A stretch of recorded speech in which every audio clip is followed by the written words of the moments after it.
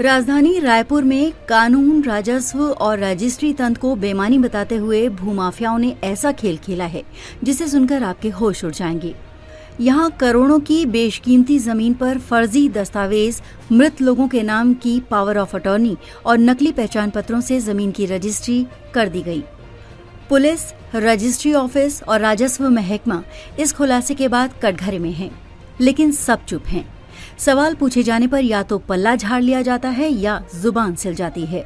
राष्ट्रीय राजमार्ग पर स्थित डूमर तराई की वो जमीन जिसकी कीमत आज करोड़ों में है, उसे शीतल दास मखीजा के मुताबिक सिंधी समाज के 9 लोगों के नाम पर खरीदा गया था। लेकिन यहाँ शुरू होता है खेल। जिन 9 लोगों के नाम थे उनमें से 3 मर चुके हैं और चौंकाने वाली बात ये कि मर चुके लोगों से पावर ऑफ अटॉर्नी पर दस्तखत करवाए गए। फर्जी आधार पैन कार्ड तैयार कर प्रशांत शर्मा नाम व्यक्ति को ये जमीन ट्रांसफर कर दी गई। पहले गजानंद मेश्राम को 1.70 करोड़ में जमीन बेची गई, फिर विशाल शर्मा और महेश गोयल को 2 करोड़ 41 लाख में। लेकिन जमीन तो वही रही। पैसों का लेन देन सिर्फ कागजों पर हुआ, न नकद न बैंक ट्रांजैक्शन। सबसे बड़ा सवाल, गजानंद और विशाल का पता एक ही क्यों? मकान नंबर भी हूबहू एक जैसा। कौन है प्रशांत शर्मा? कौन है गजानंद मेश्राम? असली हैं या नकली? शीतल मखीजा का दावा है कि ये सब नाम केवल पर्दे के पीछे बैठे दलालों और भूमाफियाओं के मुखौटे हैं।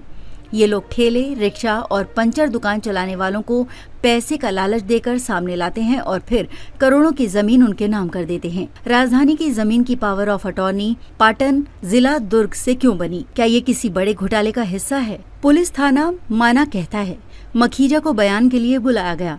मखीजा कहते हैं आज तक एक भी बार मुझे कोई नोटिस नहीं मिला। दूसरी ओर पाटन रजिस्ट्री ऑफिस के अधिकारी कैमरे के सामने मुंह नहीं खोलते पर दबी जबान में कबूल करते हैं ये सब पुराने उपपंजीयक के समय हुआ। क्या करोड़ों की जमीन यूं ही फर्जी दस्तावेजों से लूटी जाएगी? क्या सरकार और प्रशासन इस भूमि घोटाले पर कोई बड़ा एक्शन लेगा या सब कुछ रफा दफा कर दिया जाएगा? ये सिर्फ जमीन नहीं, सिस्टम की लाश है। इस खेल के असली किंगपिन कौन है? क्या टूटेगा इस चुप्पी का ताला? अब जनता पूछेगी, जवाब चाहिए। आखिर क्यों चुप हैं जिम्मेदार? क्या प्रशासन ने भूमाफियाओं के सामने हथियार डाल दिए हैं? इस पूरे घोटाले में प्रशासनिक चुप्पी सबसे ज्यादा खतरनाक है। जब रजिस्ट्री ऑफिस, पुलिस और राजस्व महकमा आंख मूंद ली तो समझ लीजिए कि भूमाफियाओं ने सिस्टम को खरीद लिया है। ये सिर्फ एक जमीन का मामला नहीं, ये राजधानी रायपुर के भ्रष्ट सिस्टम की धज्जियां उड़ाने वाला केस है।